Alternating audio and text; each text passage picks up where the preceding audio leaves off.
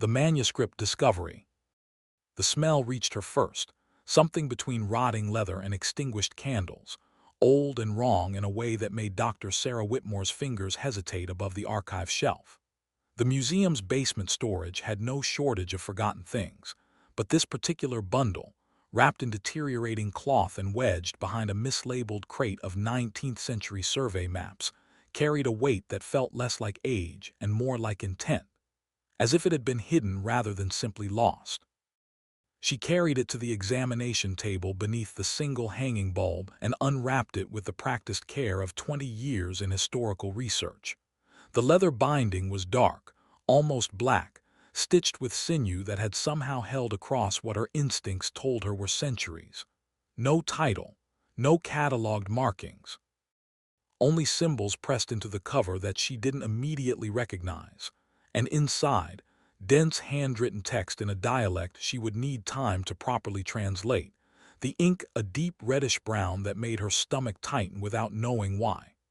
The first line she managed to decipher stopped her cold. "I am writing this so that whoever finds it will know what I could not kill, and what I pray to every spirit I have ever honored is still contained." As Sarah delved deeper into Takoda's account, the story unfolded like a dark tapestry. His village, once vibrant and full of life, faced an unspeakable horror. One by one, the villagers began to vanish without a trace, leaving behind only echoes of their laughter and the lingering scent of fear. No bodies, no signs of struggle, just an unsettling quiet that settled over the land like a heavy fog. Each disappearance chipped away at Takoda's resolve, his words filled with anguish as he described the panic that gripped the hearts of those who remained. The vibrant festivals turned into hushed gatherings, where whispered prayers and fearful glances became the new norm. There was something in the air, a palpable dread that suffocated the once joyous spirit of the people. With each passing page, the darkness deepened. Takoda's testimony took a harrowing turn as he recounted the night he first encountered the creature responsible for the vanishings. A skinwalker, he called it, a being that walked on all fours, wearing stolen human faces like a grotesque mask. It hunted in the moonlight, a phantom of nightmares that thrived on fear and confusion. Takoda's descriptions were vivid and chilling, detailing the way the creature's eyes glowed with a malevolent hunger, and how its movements were both graceful and terrifying. The weight of the creature's presence loomed over the village, casting long shadows that seemed to stretch into the hearts of the people, leaving them paralyzed with horror. Desperation clawed at Takoda's soul as he became the last line of defense for his people. He ventured into the darkened forests and sacred grounds, tracing the creature's path, learning its weaknesses through trial and error. Each night, he faced the chilling reality that he might be the only one who could stop the monster that preyed upon his kin. His narrative became a relentless pursuit, filled with harrowing encounters and moments of fleeting hope. He crafted traps and gathered herbs, seeking the wisdom of the ancients while feeling the weight of expectation pressing down upon him. The urgency of his quest became palpable as the pages turned, revealing a man transformed by fear into a figure of determination. A warrior, but also a soul haunted by the memories of those who had been lost. In the depths of his account, Takoda detailed the ancient ritual he performed to trap the skinwalker, a dangerous undertaking steeped in the lore of his ancestors. The words flowed with urgency as he described the intricate steps, the sacred symbols drawn in the earth, the incantations that echoed through the trees. But just as he reached the climactic moment of the binding, Sarah's heart sank. The manuscript's final pages were torn away, leaving her with an agonizing sense of incompleteness. What had happened to Takoda? Had he succeeded, or had the creature escaped? The unanswered questions loomed like a specter in the air, and Sarah felt the chill of dread settle into her bones. As the last remnants of Takoda's story echoed in her mind, a chilling realization dawned on Sarah. The manuscript's ending was missing for a reason. The creature may never have been truly sealed. A shiver coursed through her as she glanced around the dimly lit basement, the shadows stretching as if they had a life of their own. Something was watching, something ancient and malevolent. The feeling of being hunted washed over her, tightening her chest. She realized with growing dread that she had unwittingly awakened a darkness that had lain dormant, and now it was hunting her. The air was thick with the scent of decay, and the whispers of the past grew louder, enveloping her in a tapestry of terror she could not escape. The basement lights flickered, not violently, not enough to call maintenance or blame the old wiring, just a brief dimming, a pulse, as though something had passed between the bulb and the concrete floor. Sarah froze, her breath shallow. She told herself it was nothing, but her fingers tightened on the edge of the table until her knuckles whitened. The ink on the manuscript looked darker now, as though freshly laid. Her rational mind rebelled at the idea, but another part of her, the part that had spent long nights in dusty archives, feeling the weight of centuries press through parchment, whispered that objects carried memory, and some memories fought. She forced herself to take out her notes and steady her hand. There had to be context, historical precedent, tribal tales or regional myths that connected to Takoda's account. But even as she wrote, she felt the weight of every letter, as though transcribing his words might somehow draw them closer to the present. Sarah turned back to the last full page. Takoda had written of the ritual's final moment, the whisper of wind that wasn't wind, the shifting of shadows that had no source, the chant that seemed to pull at the marrow of his bones. He had described a presence circling him, laughing, taunting, wearing voices it had stolen. He wrote of firelight bending unnaturally, of the earth trembling beneath his feet. And then the final complete sentence. I felt its breath on my neck and knew that if I hesitated, even for a heartbeat, all would be lost. The next page was where the paper ended abruptly, the tear jagged, edges blackened as though burned. Sarah leaned back, rubbing her temples. Why burn it? Why tear it away and leave the rest? To hide a failure, to conceal the truth, or to keep the ritual incomplete, preventing anyone from replicating it. A soft sound tugged her from her thoughts. A shuffle. A brush of fabric against stone. Not upstairs, not out in the museum hall behind her. She turned sharply. Nothing but rows of shelves, dark and stretching like ribbed bones into the shadows. The air felt colder. Her breath puffed faintly in the stillness. She stood, the old wooden stool creaking beneath her. "Hello," she called quietly because anything louder felt like an invitation. The shadows didn't move, but the temperature seemed to drop further. Beneath the weight of silence, she heard something else, not quite a whisper, more like the faintest hiss of breath. In and out, not hers. She stepped back toward the manuscript as though proximity could protect her. Her eyes darted to the torn page edge again. The more she stared, the more she noticed. The tear wasn't from careless hands. Something had clawed at it. Fibers frayed outward, not inward. Takoda hadn't removed the ending. Something else had. A vibration hummed through the metal shelving. Sarah gasped softly and looked up at the ceiling, but the hum didn't come from the building. It was lower, deeper, like a growl vibrating through the concrete floor. Her phone buzzed unexpectedly, making her jump. A notification from the museum security app flashed across the screen. Motion detected in basement storage. 2:17 a.m. source. Unidentified footage. Corrupt, unable to retrieve. A cold sweat prickled the back of her neck. She backed toward the stairs, tucking the manuscript under her arm. But as she reached the first step, she hesitated. The air shifted behind her, warm this time. Breath, too close. She didn't dare turn around. Something exhaled near her ear, slow, deliberate, mocking. Her heart hammered. Every instinct screamed at her to run, yet her legs locked.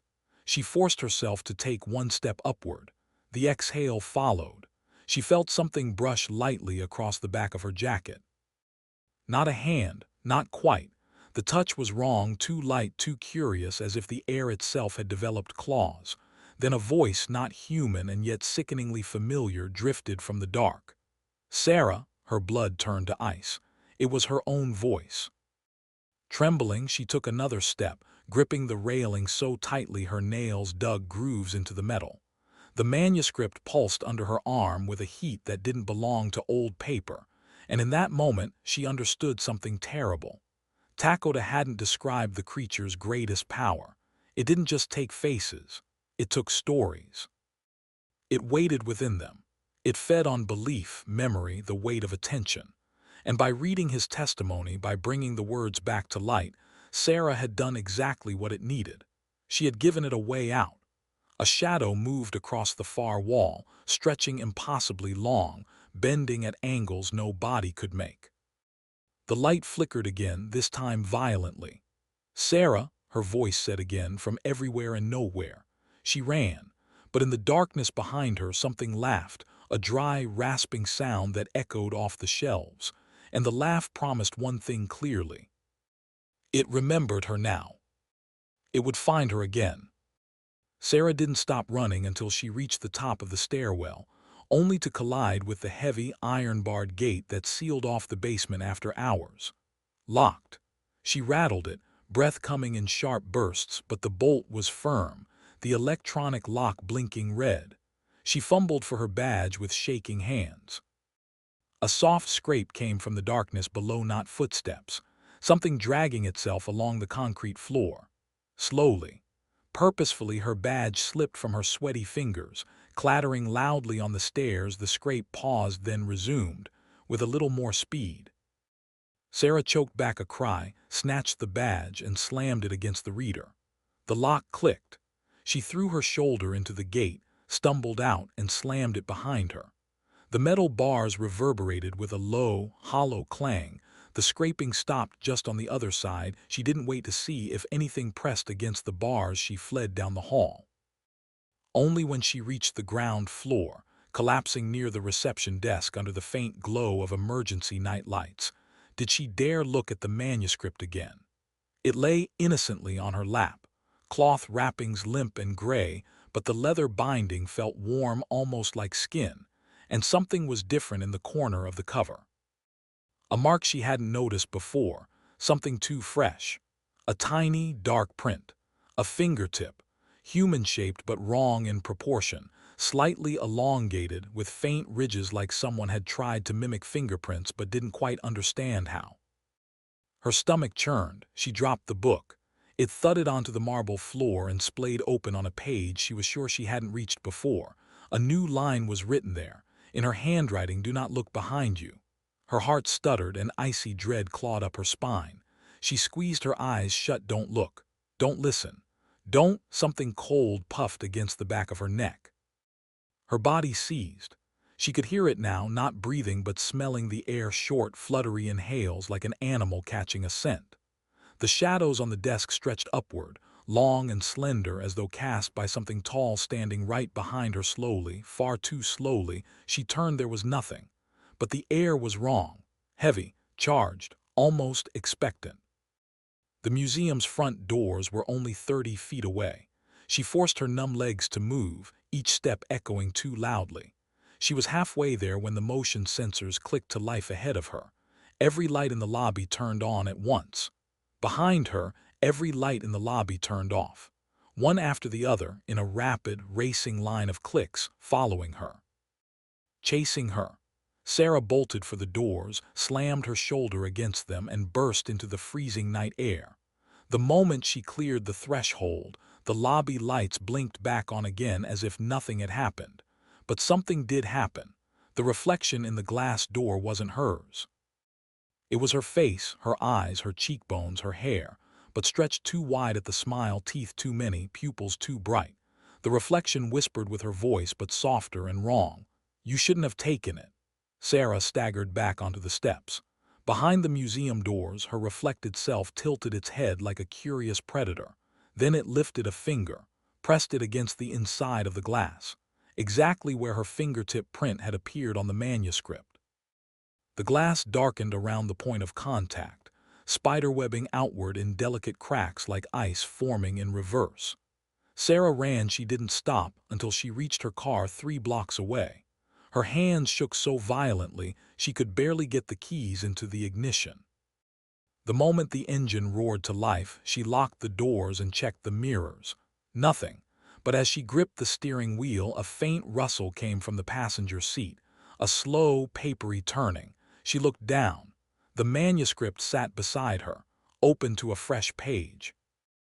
Words etched themselves across it in real time as if an invisible quill hovered just above the parchment. Do not flee. The story continues and you are part of it now. Underneath, a second line appeared, dripping slightly as if written in something thicker than ink. I never left the village. I only changed my face. The car engine sputtered, then died. Every light in the vehicle flickered out. And in the suffocating dark, right beside her ear, a voice whispered in perfect imitation of her own, "Let me in." The voice in the dark wasn't loud. That made it worse. It whispered against Sarah's ear like her own breath turned back on her, "Let me in." Her fingers scrabbled for the door handle, but it wouldn't move. Not jammed, held. Something pressed gently against it from the outside, as though a hand rested there, patient and deliberate. She jerked away, trembling. The whisper came again, this time from the back seat. Sarah, she didn't turn. Instead, she stared at the manuscript on the passenger seat. The pages flipped, slow at first, then faster, as though caught in a wind she couldn't feel. The turning stopped on one page. A section of Takoda's writing she had not read, had not even glimpsed. The ink looked different, faded at the edges, blurred by water or tears. I struck the creature once, it read, and in that moment when the mask slipped, I saw myself beneath its skin. Sarah's breath hitched. Another paragraph bled into view, darker, fresher, as if Takoda were still writing. The ritual was never to bind it. The ritual was to bind us together, to keep the balance, to keep it contained through me. The car's interior grew colder, so cold her breath misted the air. Frost crept along the inside of the windshield in branching veins. Sarah finally forced herself to look in the rearview mirror. A pair of eyes glowed faintly in the back seat. Not human eyes, not animal eyes, something in between, something hungry. She inhaled sharply, and the eyes vanished, not gone, hidden. She fumbled for her phone, but the screen stayed black, refusing to respond no matter how many times she tapped it. Outside, the streetlights flickered and guttered like candle flames caught in a draft. The manuscript pages shifted again, revealing yet another section, this one appearing as if written by a shaking hand. I tore the final page away to spare them, to break the link, to bury the right with me, but it followed. Thunder cracked overhead, except it wasn't thunder. It was too close, too focused. Something struck the hood of her car. Sarah screamed. The metal dented inward, long finger-like impressions forming one by one, as though something pressed down gently, experimentally. Tap, tap, tap. The roof above her groaned. She had only one choice left: run. She shoved the door with her shoulder, mustering strength born of terror. The pressure outside relented for the briefest moment, just long enough. She tumbled out onto the pavement, scrambling away from the car on hands and knees. She didn't look back, didn't dare. The street was empty, silent, smothered in a heavy darkness that swallowed sound. Then she realized she wasn't alone. A figure stood under the flickering street lamp, barefoot, tall, shoulders bowed under an invisible weight, face obscured by shadow. But Sarah recognized the silhouette instantly from the sketches in Takoda's notes. Takoda himself, or what was left of him. He lifted his head slowly. His eyes were hollow, blackened pits, ringed with deep scars, as though something had clawed its way out from behind them. "Leave the book," he rasped. His voice was raw, shredded by centuries. "Takoda," Sarah whispered. "Are you?" He shook his head violently. "I am not what you think. I'm only a memory, a warning, a piece the creature left behind to torment me." He stepped into the light. Half of his face was human. The other half was stretched thin, distorted, skin pulled tight over sharp, inhuman angles. Sarah staggered back. Takoda raised a trembling hand toward her. "You must burn the manuscript." Sarah shook her head. "I can't, it's an artifact." "Burn it," he hissed, "before it finishes rewriting your name in its story." She stiffened because she suddenly remembered the page, the one that had appeared in her handwriting. "Do not look behind you." Takoda's twisted form flickered like a broken television signal. His smile wavered, sorrowful. I held it back for as long as I could, but all bindings fail, all watchers weaken. The lights overhead died, complete darkness swallowed the street. Takoda's voice came from everywhere at once, layered, frantic. It is not a creature, Sarah. It is a hunger, a storyteller, a collector of faces and names. It must be witnessed to live. A claw scraped the pavement behind her. Takoda screamed, "Run!" Something grabbed her ankle and yanked. Sarah fell, fingers clawing at the asphalt, the manuscript tumbling from her grasp as she was dragged into the dark, toward the thing that had once worn many faces and was ready to try on hers. They took Sarah just before dawn, when the forest was still holding its breath. She did not remember losing consciousness, only the feeling of sinking backward through her own shadow, as if gravity had quietly flipped its mind about her. When she opened her eyes, she was not in a place, but in the idea of a place. A corridor made of unlit thoughts, a hallway whose walls pulsed like something thinking about her. The creature was there, but not the version she knew from the waking world. Its antlers were not antlers but branching timelines. Its eyes were not eyes but openings through which something older than sight was observing her. It towered and collapsed simultaneously, folds of darkness peeling away from it like pages being skimmed by a distracted reader. "You're reading me," she whispered before she knew she had spoken. The creature's head tilted. Its voice was not a voice, but a rearrangement of her memories until the words formed themselves. It said, "You are here because you are unfinished." She felt Takoda before she saw him.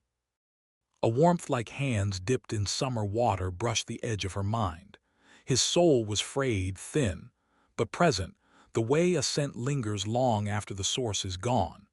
"Sarah," he said, not in words but in recognition, "you're in its hunger." That word hunger tugged at the corridor. The space stretched, elongated like taffy pulled by invisible fingers. She understood suddenly that the creature did not eat flesh. It consumed stories, moments, lives.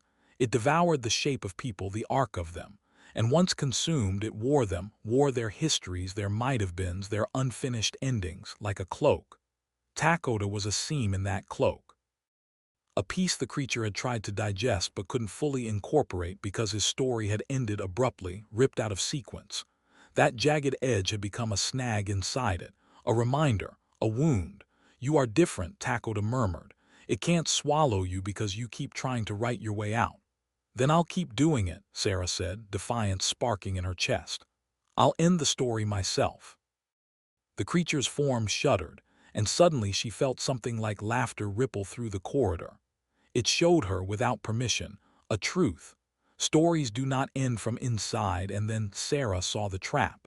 Not the creature's jaws, but the structure of the narrative itself, closing around her like a noose made of expectation.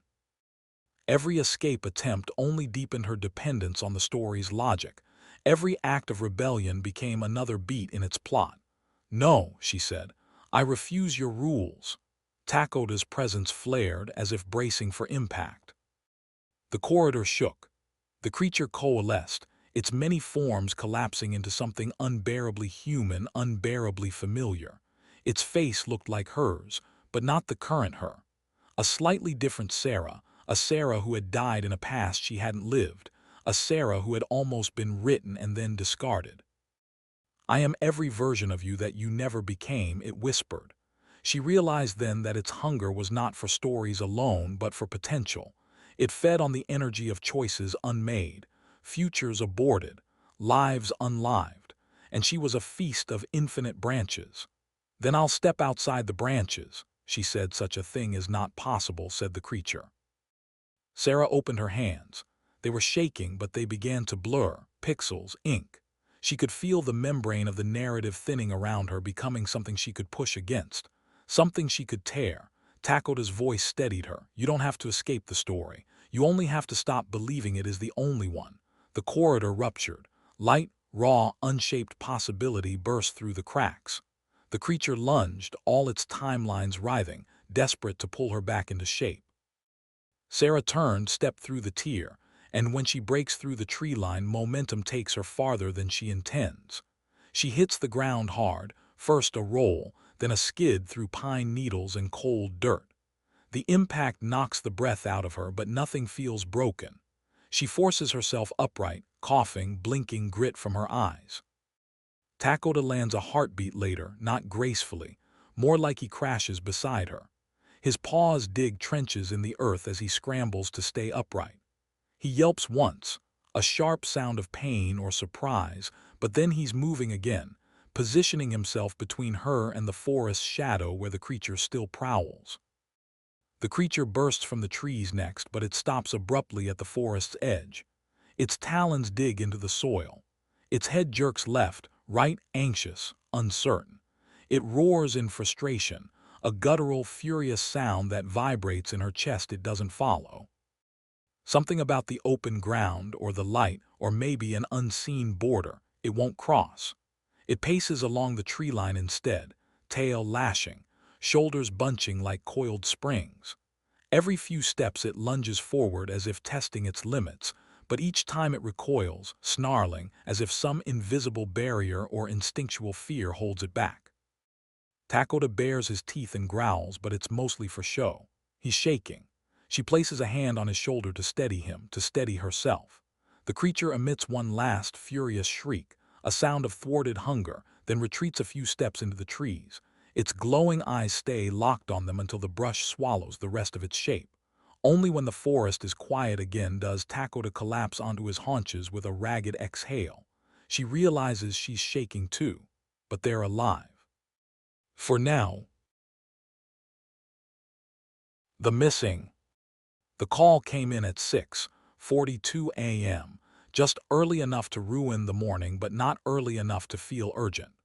The dispatcher's voice carried that brittle calm she used when she was speaking through instinct instead of understanding. "Cole, we've got a family missing. Silver Falls Trail, overnight." I was halfway through my first cup of coffee, and for a moment I just stared at the radio, expecting the words to rearrange themselves into something typical: lost hiker, overdue campers, a kid wandering off the trail. But the tone said otherwise. "Whole family?" I asked. "All four?" "That's what it looks like. Gear in the car?" "Yes, tracks on the trail." "None." A pause, a breath, then almost whispered. "It's like they stepped off the face of the earth." I didn't like how she said that. Not because of the missing family, though that was bad enough, but because I'd heard that exact phrase before, from a ranger named Bouts back in 2008. He said it right before he vanished on a winter patrol. They found his snowmobile upright, engine warm, headlights still cutting through falling snow, but they never found Bouts. I drained the coffee, grabbed my field pack, and headed out. The sky was a thin slate gray, clouding over in a way the forecast hadn't mentioned. The air hung still, like the weather was holding its breath. By the time I reached the trailhead, the other rangers had already gathered. Tom waved me over, face tight. He didn't look tired, he looked rattled. "Take a look at this," he said. The family's car sat alone, dusted with an unseasonable frost that clung to the windshield even though the air had been above 60 all week. I ran a finger along the glass. The cold bit deeper than it should have. Not natural frost. Not do that froze overnight. The kind of cold that felt placed.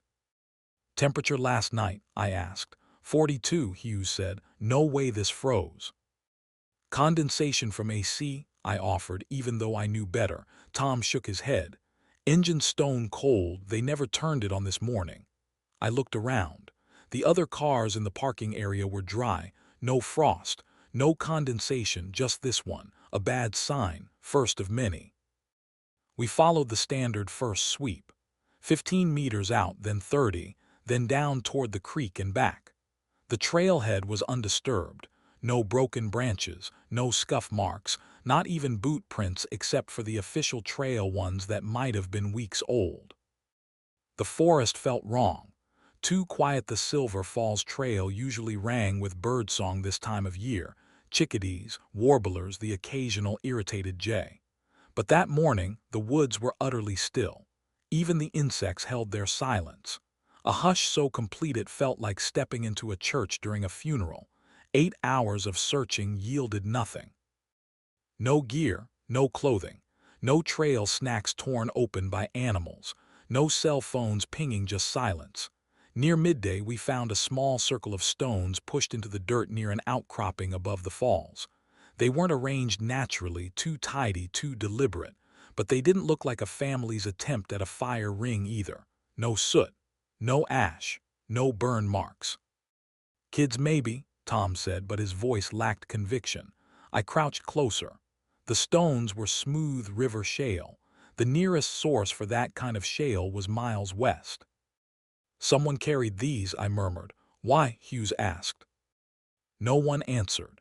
The deeper we pushed into the woods, the heavier the air felt. A weight like humidity without moisture, a kind of pressure that made the hair on my arms rise. By early evening we regrouped at the trailhead. The sun dipped low, staining the treetops orange. But even with daylight left, the woods looked darker than they should have. The shadows stretched farther. Too far. As we loaded gear back into the trucks, Tom stood beside me, staring into the tree line. "You feel that?" he asked quietly. "Feel what?" His jaw tightened like something waiting. I opened my mouth to answer but stopped, because I felt it too. A presence. A watching. A sense that we were intruders inside something old and territorial.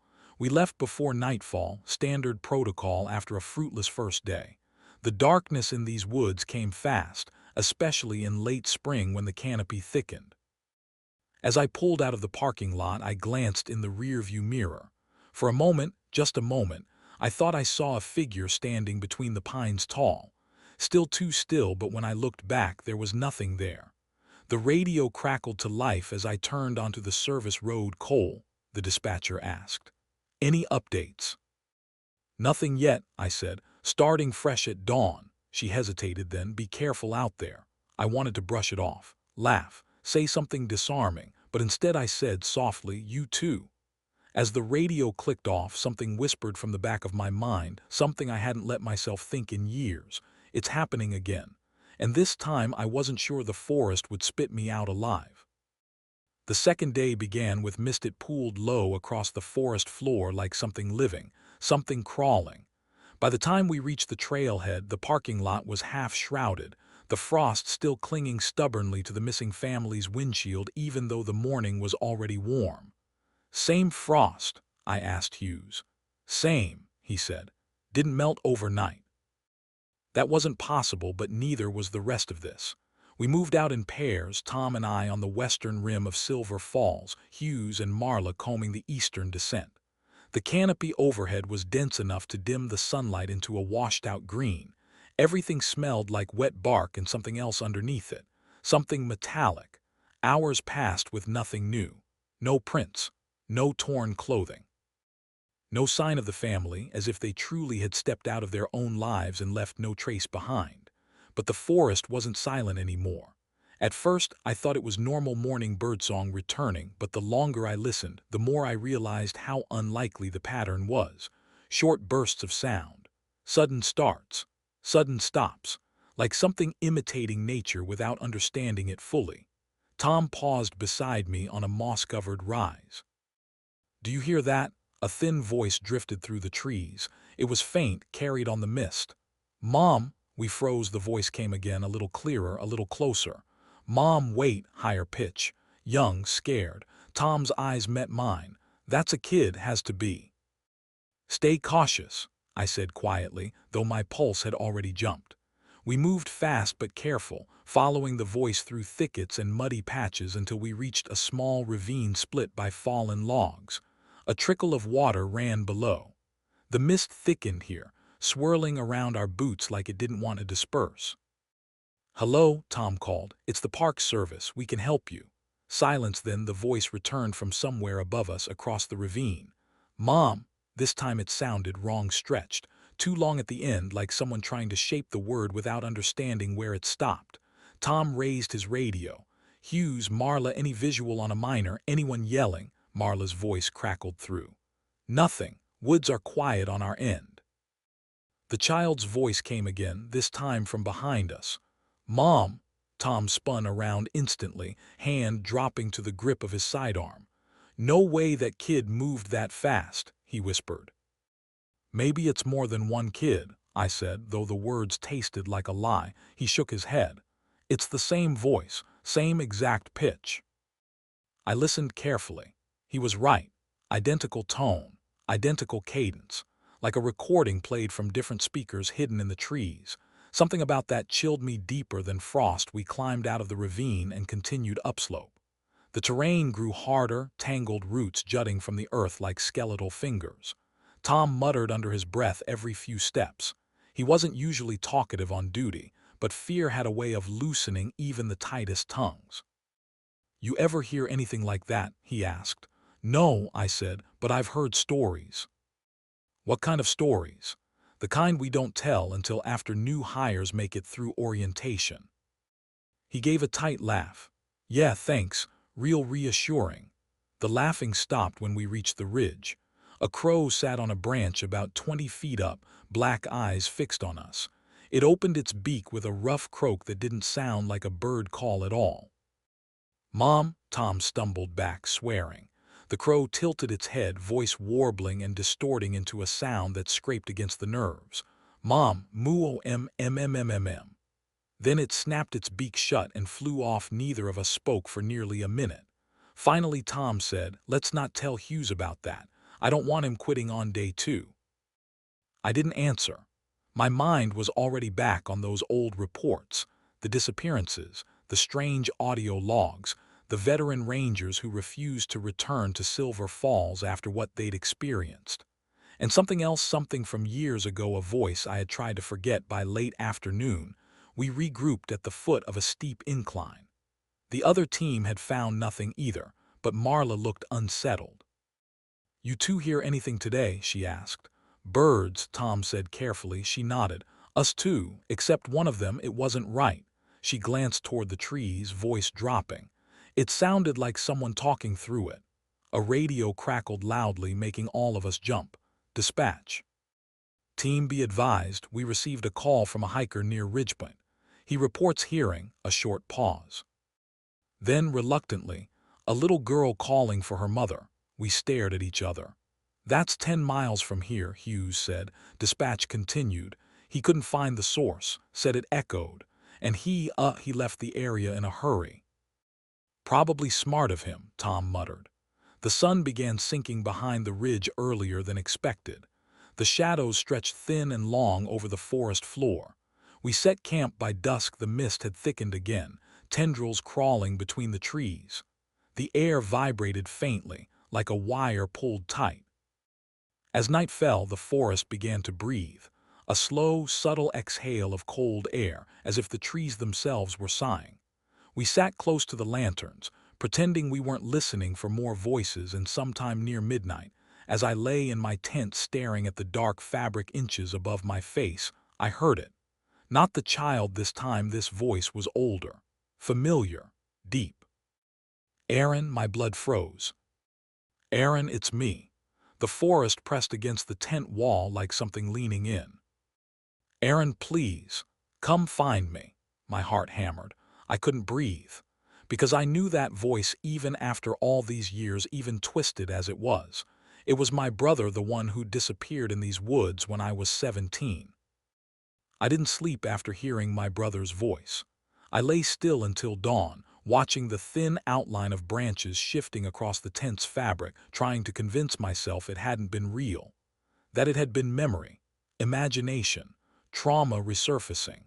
But when Tom crawled from his tent at first light, bleary-eyed and pale, he looked like he'd heard something too. "You good?" I asked. "No," he said simply. "You?" No. Neither of us pressed the issue. The morning rolled in gray and silent. Even the strange imitation noises from yesterday were gone. The forest had reset itself, as if it wanted to see how we'd react to the next turn of the knife. We broke camp quickly and moved deeper into the western slope. The terrain pulled us into older parts of the forest, areas even longtime rangers rarely visited. The trees were massive here, thick pines so tall their tops vanished into a dark green ceiling. At 10:17 we found the first sign. Marla spotted it, a boot print near a section of overturned soil. Adult size, fresh, less than 24 hours old. "We're close," she murmured, but something about the print bothered me. The heel was too deep, the front too shallow, as if whoever left it was being pulled forward mid-step, or pushed. We fanned out. Hughes moved north, Tom west, Marla south. I checked the eastern edge of the clearing. That's when I noticed the birds had stopped again. The air thickened, still, watching. "Guys," I called softly, "hold position." Tom stepped beside me, scanning the trees. "You feel that?" A subtle cold seeped up from the ground. Not the usual forest chill, this was sharp and focused, as if it emanated from a single direction. We followed the temperature drop. 20 meters in, the trees opened into a clearing I'd never seen on any map, old or new. It was a near-perfect circle, maybe 50 feet across. The ground was bare, stripped of plants. No moss, no leaves, just soil compacted into a smooth, unnatural floor. Shapes hung from the branches surrounding it, small bundles of sticks tied with twine. Dozens of them. Some had feathers, some strands of hair. Some, disturbingly, had bits of fabric that looked like torn clothing. Hughes stepped forward and swallowed. "The hell is this?" Marla lifted one of the hanging bundles. "Could be some kind of ritual site, hunters, campers, local kids playing a joke." I shook my head. "This ground's too uniform, too old. This is maintained." "By who?" no one said. At the far end of the clearing sat a cabin, if you could still call it that. It leaned crookedly, one wall collapsed inward, the roof sagging like damp cardboard. The wood was blackened, not burned, just aged beyond its years. Vines crawled up its sides, but not thick, healthy ones. These were pale, thin, almost colorless, like veins. Tom whispered, "That shouldn't be here." He was right. No records, no sightings. No old maps showed a structure anywhere near this sector. The foundation looked at least 50 years old, maybe more. I approached slowly, stepping into the clearing's center. The soil here was cold to the touch, colder than the morning air, like something had drained the warmth from it. The closer I got to the cabin, the worse the air felt. Heavy, thick, like breathing through wet wool. "Don't go in yet," Marla warned. "We need a perimeter check."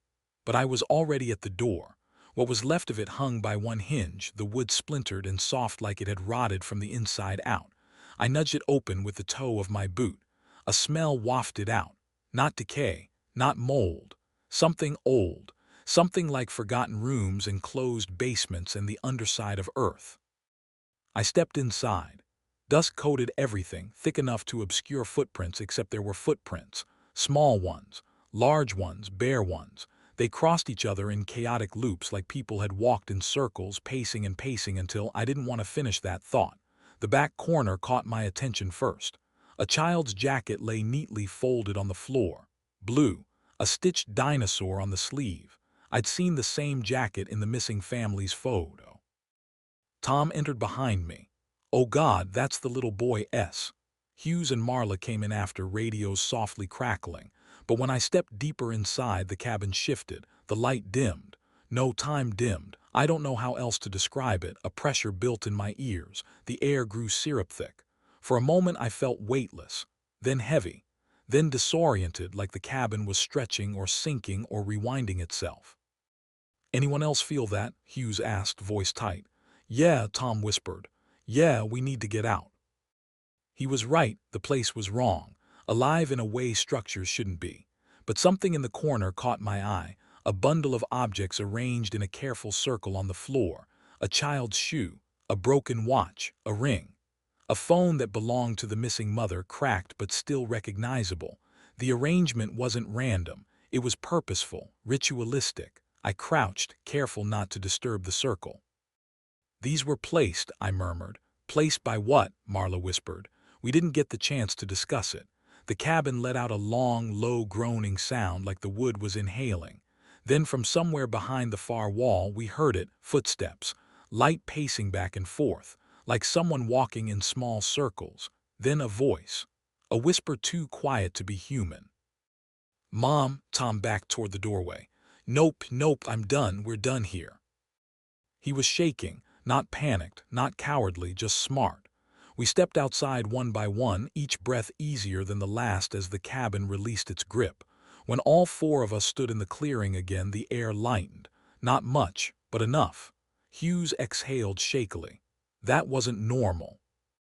No, I said, it was. Tom rubbed his arms. That cabin, it felt like it was watching us. Marla didn't answer. She was staring at the tree line, face pale. Guys, she whispered, someone's there. We turned between the pines, half hidden in the mist, stood a tall figure, not moving, not breathing, just watching. Its outline was human almost, but its posture was wrong, leaned forward in a way that suggested it was listening more than looking. Tom took a step forward, hand hovering over his sidearm. Hey, you okay? Do you need? The figure tilted its head slowly, too slowly. Then it opened its mouth, enough to reveal teeth. Too many teeth, and in a perfect imitation of a child's voice it said, "Mom!" The woods erupted with echoing calls, dozens of them, layered, distorted, rising from every direction at once. "Mom! Mom!" "Moo-um!" We stumbled back, weapons drawn, eyes scanning the tree line. But when the mist swirled and the echoes finally died, the figure was gone. All that remained was the empty clearing, the sagging cabin, and a knowing silence settling over the woods. A silence that felt like a warning or a welcome. No one talked during the trek back to camp. Not about the cabin, not about the figure, not about the voices. Even Tom, usually the one to break tension with some half-joke or sarcastic comment, walked in stiff silence, his jaw clenched so hard I could hear his teeth grind when the forest fell quiet. The woods shifted around us as the day stretched on. Shadows crawled along the ground faster than the sun moved. Trails that should have been familiar felt wrong, as if each tree had shifted closer when we weren't looking. The mist followed us like a stray dog, clinging to our ankles, waiting. By late afternoon, we reached the small campsite near the creek, a safe place supposedly, used by rangers for decades. No disappearances there, no strange reports. Until today. We set up quickly, checking gear, running comm checks, tightening the perimeter. A small fire crackled to life, not for warmth but for light, for comfort, for the illusion of safety. Dinner was quiet, canned soup eaten out of metal cups. No one had much appetite. At dusk the first sound came, a branch snapping, far off, too precise. "We're not alone," Tom murmured. Marla rubbed her arms. "Animals, maybe." "No animal I know walks upright," Hughes said. The sun dropped. Night seeped into the forest, thick and oily. The firelight flickered against the pine trunks like they were leaning in closer. We took shifts. I had first watch with Tom. Marla and Hughes crawled into their tents, though I doubted they would sleep. Tom sat on a log near the fire, elbows on his knees, eyes fixed on the trees. "You think that cabin had anything to do with the family?" he asked without looking at me. "Yes," I said, "but I don't think people did that." He nodded slowly. "Figured you'd say that." The silence that followed wasn't comfortable. It pressed on us from all directions. Even the fire seemed quieter, flames flickering small and tight as if afraid to burn too loudly. Then, somewhere behind the creek, a voice called out. Low, familiar. "Tom." Tom froze. My blood went cold. I knew that voice. Not personally, but I knew it wasn't real. The cadence was off, too clean, too exact. Like someone had recorded a perfect sample and was now playing it back. Tom shot to his feet. "No, no, that's my brother." His brother had died last year, stroke, peaceful, natural. Nothing about this place was natural. "Tom," I said softly, stepping in front of him, "that's not him." He shoved past me. "You don't know that." The voice came again, closer. "Tom, help me." He stopped dead, shoulders shaking. "It sounds exactly like him," he whispered. "That's the problem," I said. Branches cracked to the left, then the right, then behind us, footsteps, slow, deliberate. Something was circling the camp. Hughes and Marla crawled out of their tents, disoriented but alert. "What's going on?" Marla asked, voice hushed. Before I could answer, the forest answered for me. A perfect copy of Tom's voice drifted out from the darkness. "Hey guys, I found something over here." We all froze. Every one of us turned to Tom. Tom's face went white. "That's me," he whispered. Hughes reached for his radio. "Dispatch, we need immediate." A scream cut him off. not a human scream. A layered one, too deep, too shrill, too many tones at once, like something wearing a scream instead of making one. Then we saw it. A shape stepping into the firelight just beyond the tents. Tall, lean, wrong. Its limbs bent at angles that didn't fit its silhouette, like it wasn't sure how to wear the body it had chosen.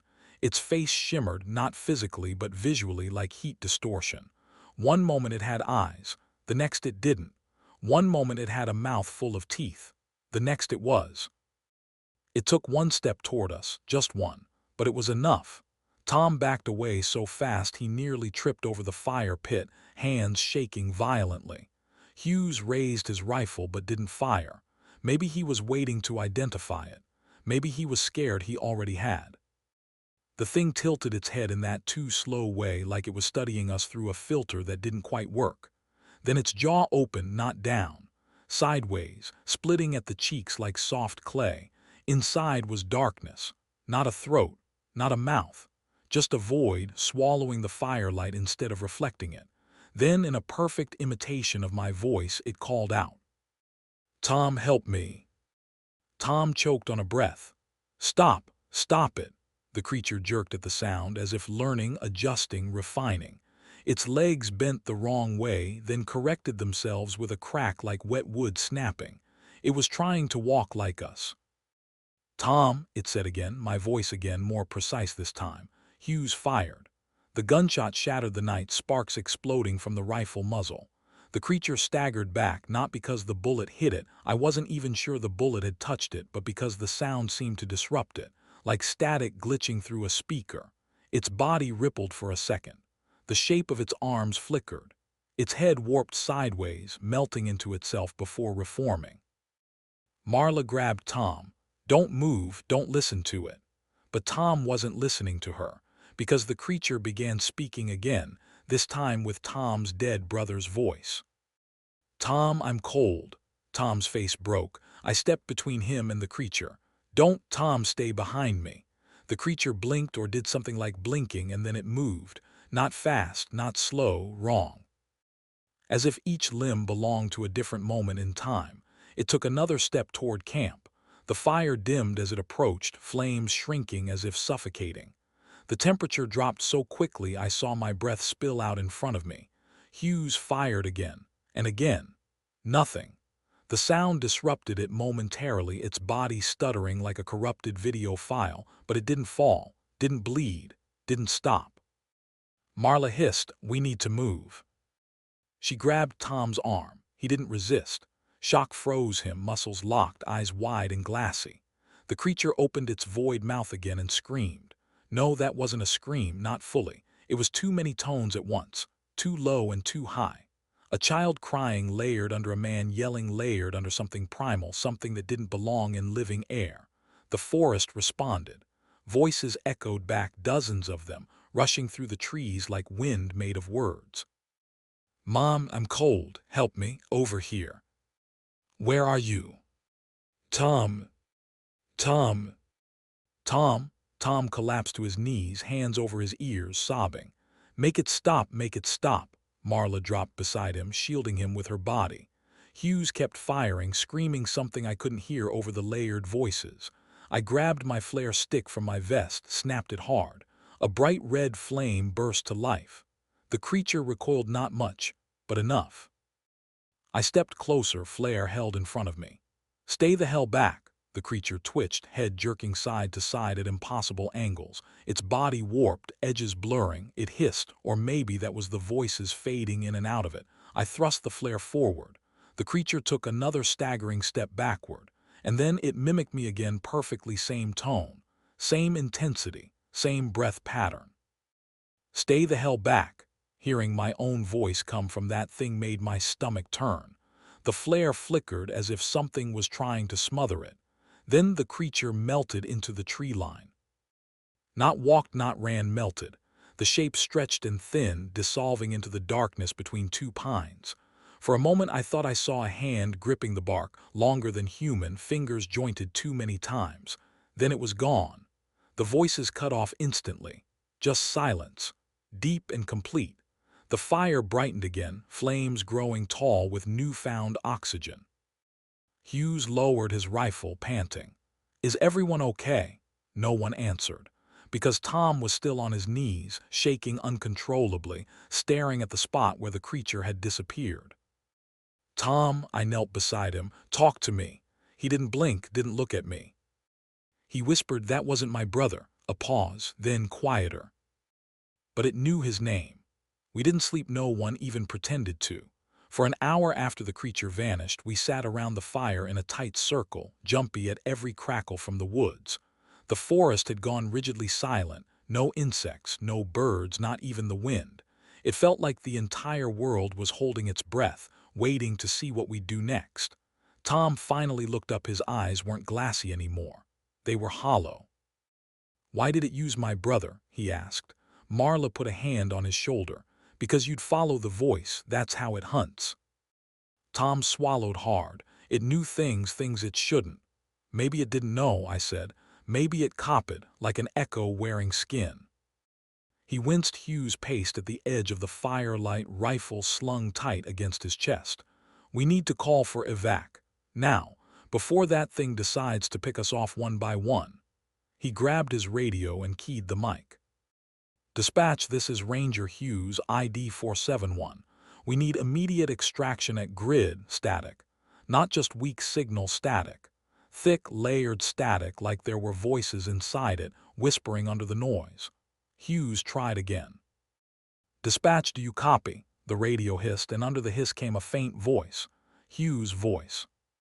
"Copy, copy, copy." Repeat, distorted, wrong. Hughes froze. That's my voice." Tom flinched. Marla swore under her breath.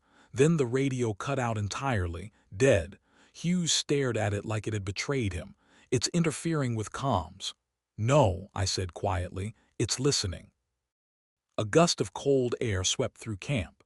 The fire guttered, flames leaning sideways as if trying to escape. Tom pressed closer to Marla. Hughes raised his rifle again, looking around. That's when the forest changed. A fog rolled in, not drifting, not settling, pouring. Like someone tipped a bucket of smoke over the treetops. It crawled over the ground in seconds, thick and gray and heavy. The firelight barely punched through it. Marla grabbed my sleeve. "We need to get higher ground. It can move better in this crap than we can." She wasn't wrong. The fog felt alive, brushing against our legs like fingers. Tom whispered, "I hear voices." We all stopped because once he said it, I heard them too.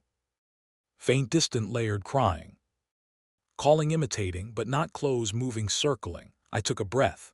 "Pack up, now. We're moving toward the ridge." Hughes nodded, shoving gear into his pack fast as humanly possible. Marla grabbed Tom's hand and yanked him to his feet. Then the fog spoke, not in a voice, in hundreds. "Don't leave. Over here. Help me stay. Tom, Hughes. Please don't go. Come find me. Don't leave us." Tom's knees buckled again, but Marla hauled him upright. "Ignore it. Keep walking."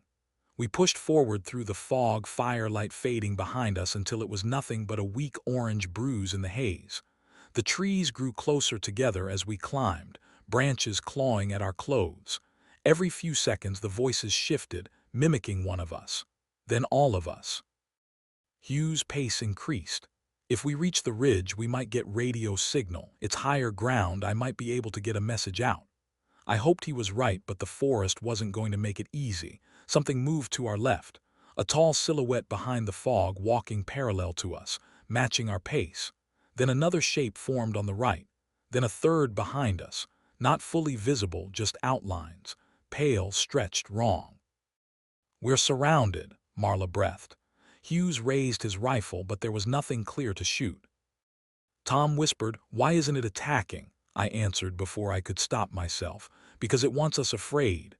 And then something reached out from the fog and touched my arm. Cold, long-fingered, curious, I yanked back, stumbling. Hughes swung toward me. "What happened?"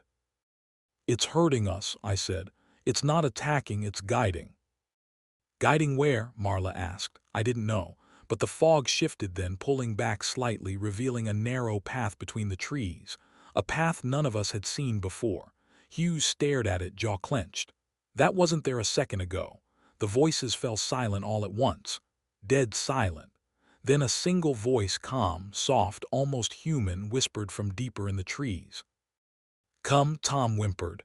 Marla tightened her grip on him. Hughes raised his rifle and looked at me. "What now?" I stared at the path, at the fog, at the silhouettes waiting, and I realized something with a cold, sinking certainty. The creature wasn't surrounding us so it could attack. It was surrounding us so we would follow exactly where it wanted us to go. We stood at the mouth of the path for a long moment, waiting to see if it would vanish.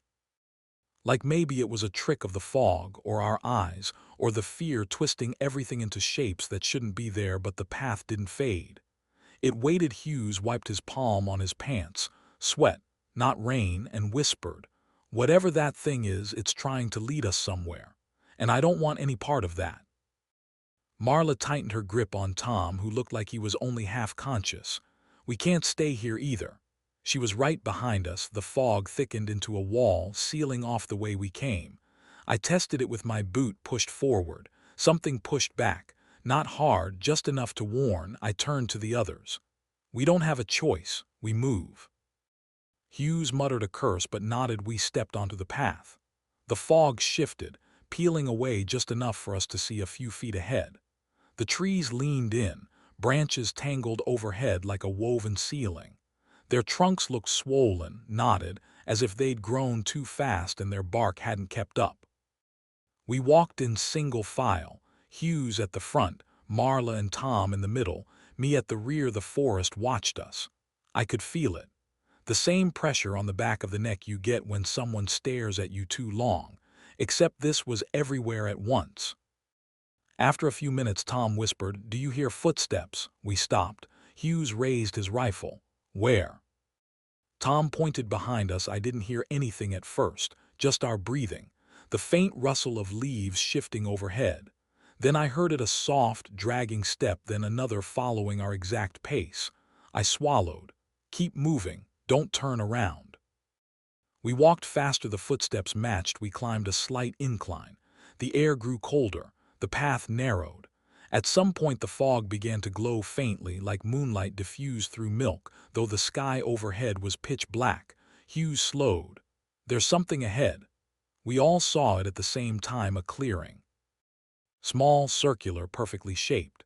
Too perfect. Something about it made my skin tighten, like stepping into a room you shouldn't enter. The fog thinned enough for us to see the center. A tree stood there, but not like any tree I'd ever seen.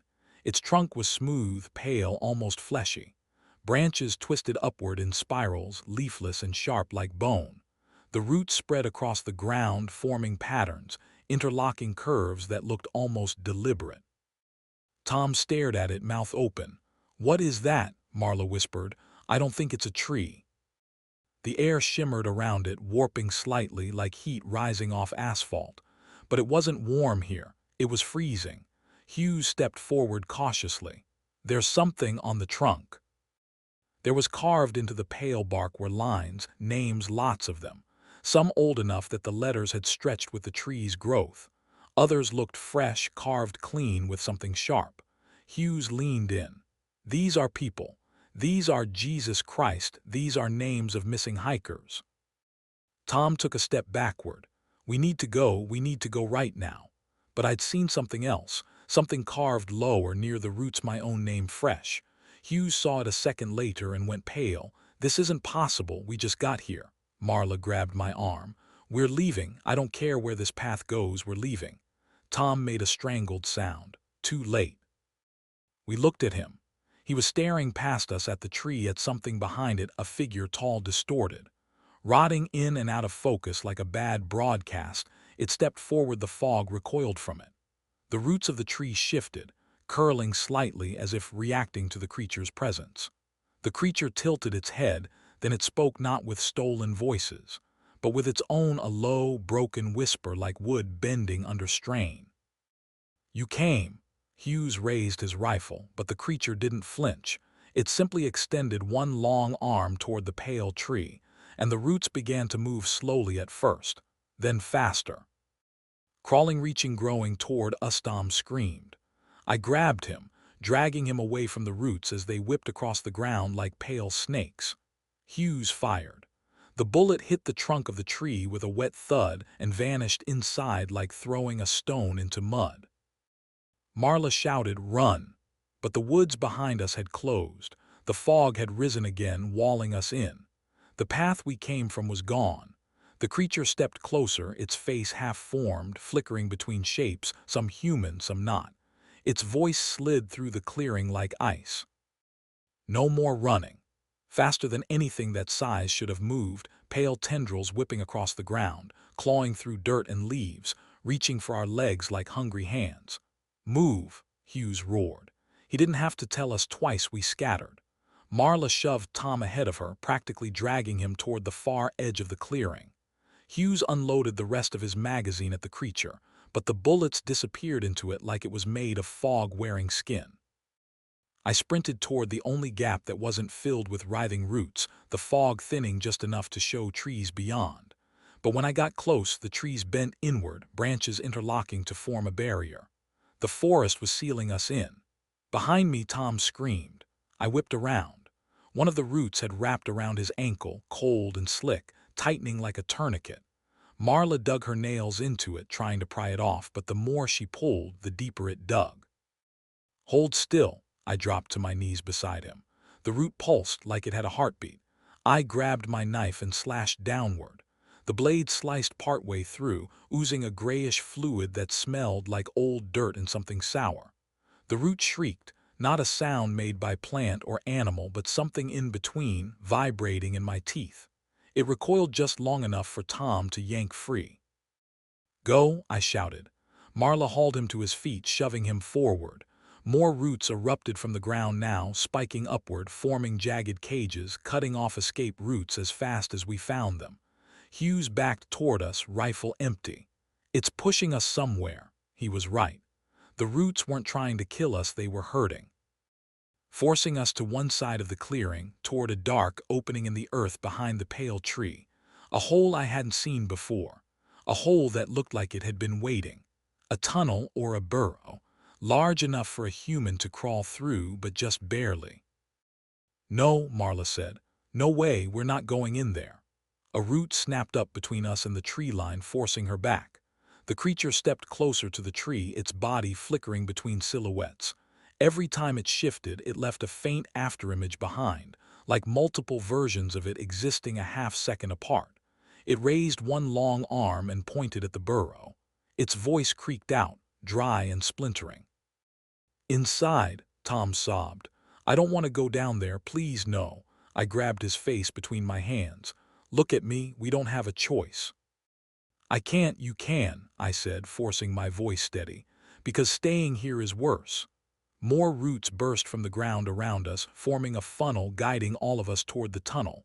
Marla's voice cracked. "It wants us in its nest." "Or its mouth," Hughes muttered. The creature tilted its head at the sound of his voice as if amused. Then it spoke again, quieter this time, but somehow closer. "You belong." That snapped something in me. "No," I said, "we don't." But the creature only lifted its hand again, making a slow, drawing motion toward the burrow, and the roots answered.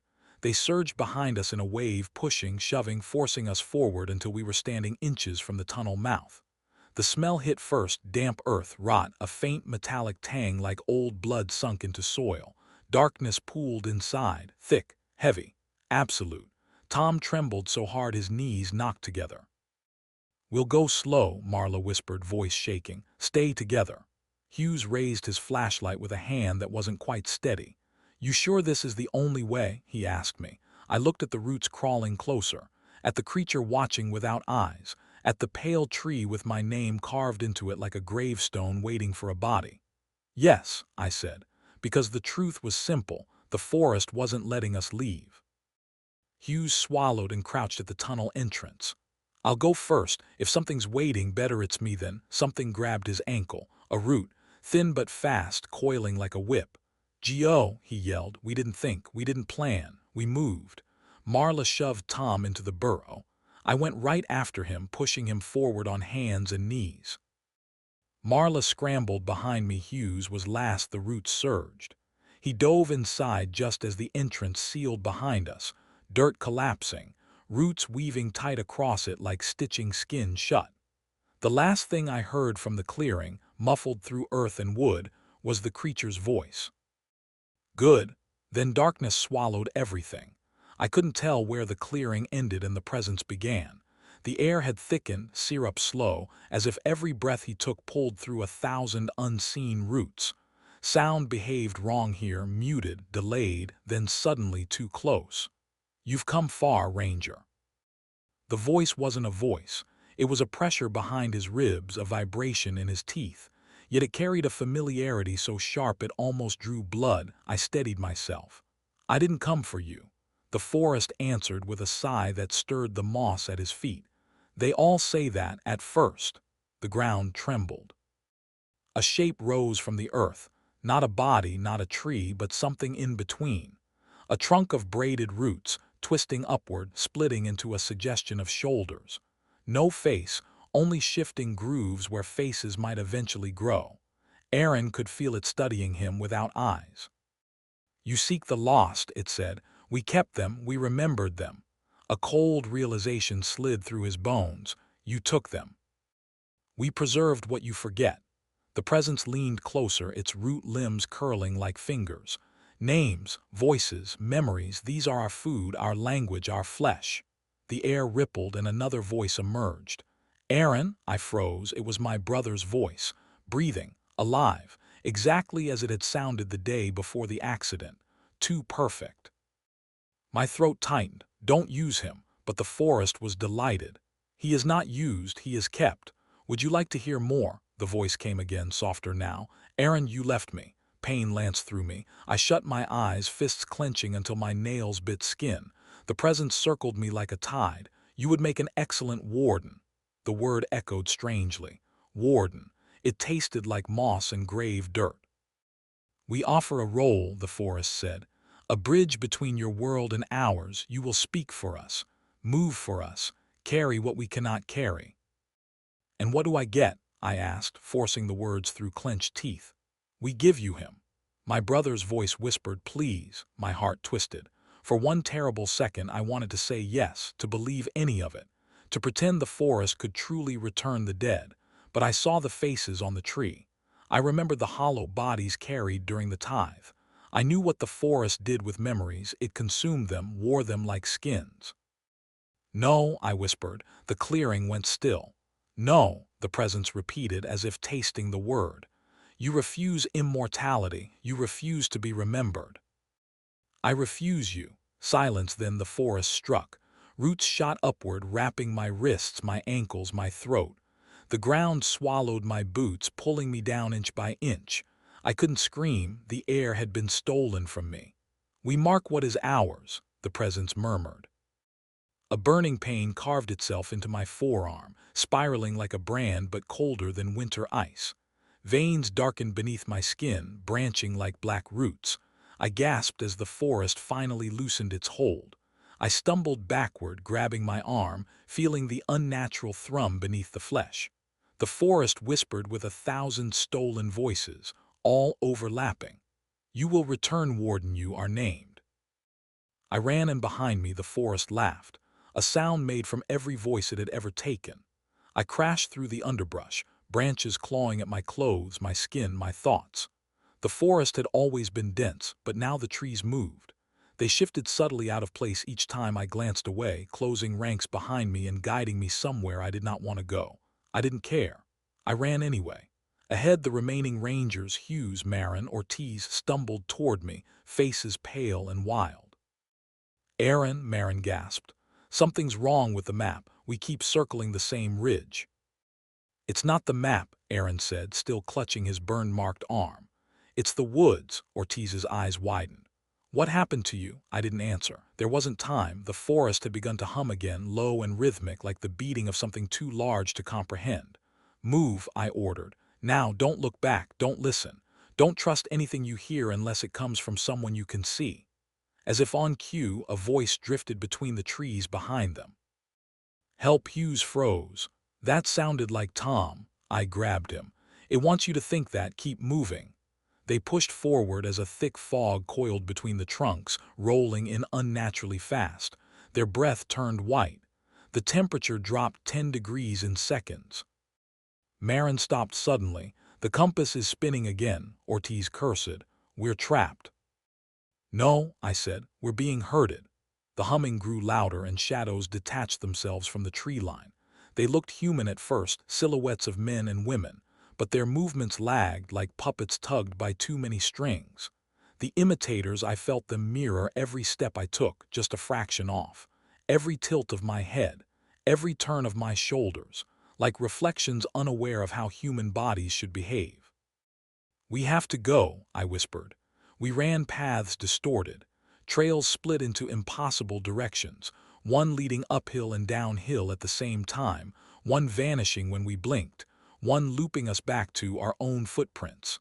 The forest bent itself around us like a ribcage. Marin began crying. "It won't let us out. It won't let us out." The humming stopped. Silence then. "Aaron," a voice ahead, a familiar one. I froze, my blood iced. Tom, alive, calling to me, closer than before. I knew it was impossible. Tom had been taken days ago. But the voice was warm, human, too human. Hughes whispered, "He sounds hurt." "He sounds perfect," I said. "That's how you know it's not him." The woods erupted, trees shivered violently, shadows darted, a dozen voices, some familiar, some impossibly ancient, collided into a single shriek. The imitators burst forward. I shoved the others. "Run, don't stop." We sprinted through the chaos. The ground pitched suddenly like a breaking wave. I stumbled, my boots sliding over the edge of something. A void, a ravine where there had been none minutes before. I scrambled backward, but the soil gave way. I fell, tumbling into darkness, slamming against roots and stone. The world spun. Shouts from above warped into echoes. He struck a ledge, and something huge pushed. Not maliciously, not angrily, almost gently, and then the world blinked. Sunlight, real sunlight. Birds, wind. The normal forest. I lay sprawled in a shallow ditch beside a highway turnout. I could hear cars in the distance. The smell of asphalt, human world scents. I'd been returned. But the mark on my arm still pulsed, and in the breeze, barely audible, came a whisper from every pine needle around me. "Warden." I woke to the soft, sterile beeping of a hospital monitor. The light overhead wasn't forest glare or moon silver. It was ordinary, fluorescent, buzzing faintly as if trying to reassure me that the world I remembered still existed. For a long time I didn't move. I lay very still, letting the awareness settle. Clean sheets, the weight of a blanket, the absence of moss beneath his fingernails, the absence of breathing trees. Finally, I turned my head. A deputy sat in the corner, boots up on the heater, flipping through a notebook. When he noticed me stirring, he straightened. "Jesus," the deputy said softly. "You're awake." I tried to speak. My throat tore instead, like I hadn't used it in years. "Water." I signaled for water. The deputy held a cup to my lips. "You were gone 4 nights," the deputy said. "Search teams found you by the Ridge Highway. No gear, covered in dirt, hypothermic." A pause. "Where are the others?" I looked past him at the ceiling. I didn't answer. Investigators came next. A sheriff's lieutenant, a National Park Service rep, a tired-looking man in a suit who didn't introduce himself and didn't have to. They asked their questions gently at first. "Where did you go? Why were you alone? What happened to your team?" When I didn't reply, the questions sharpened. "Were the Rangers using narcotics in the field? Did you have a conflict with Ranger Thomas Reddick? Are you aware you're the last person confirmed to have spoken to any of them? Aaron, were you responsible for their disappearance?" I flinched at that one. The rep in the suit made a tiny note in his folder, not looking up. I wanted to scream the truth. I wanted to tell them the forest was older than language, hungrier than any predator, alive in ways humans were never meant to understand. But I knew what would happen. They would call it trauma, exhaustion, hallucinations from exposure, so I said nothing.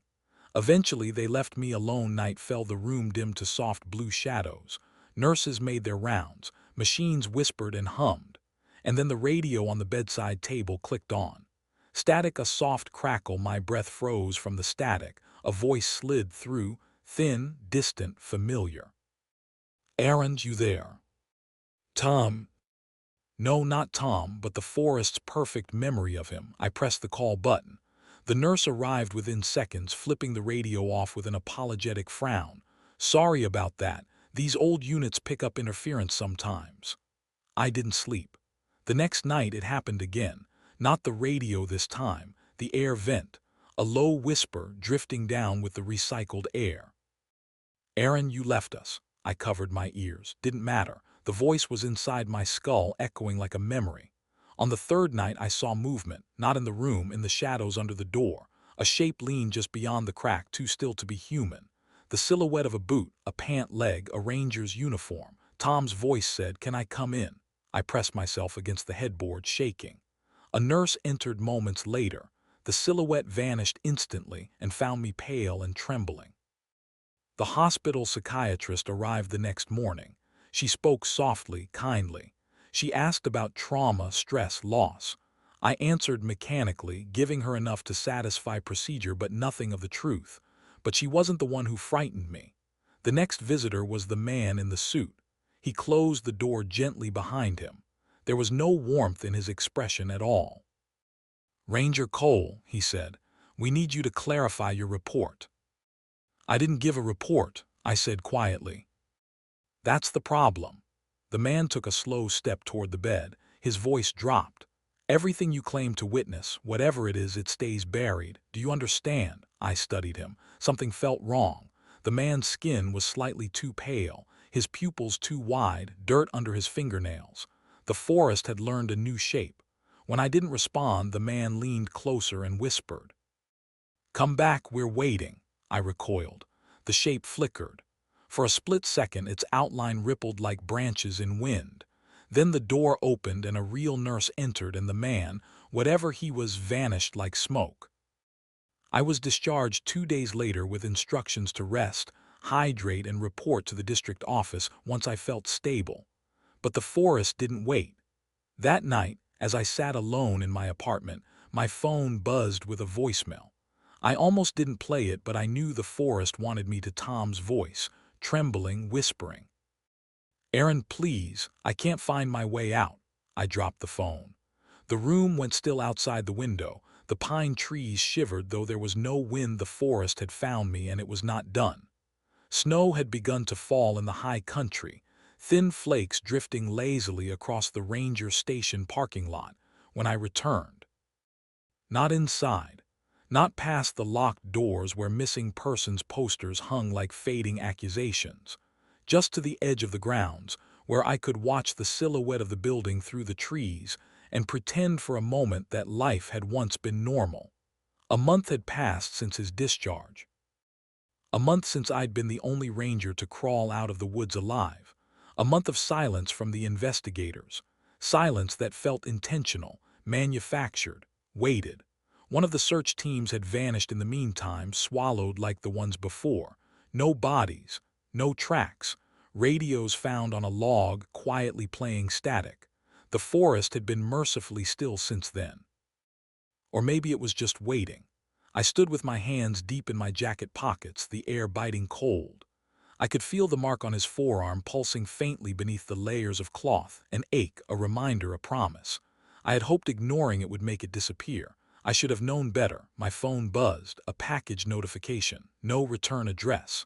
I found the box at my doorstep when I got home, small, wrapped in plain brown paper. It weighed almost nothing.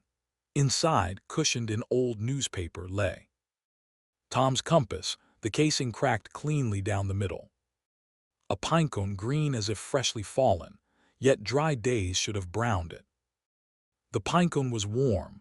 I dropped it instinctively, heart hammering. It rolled across the table and settled facing me like an eye.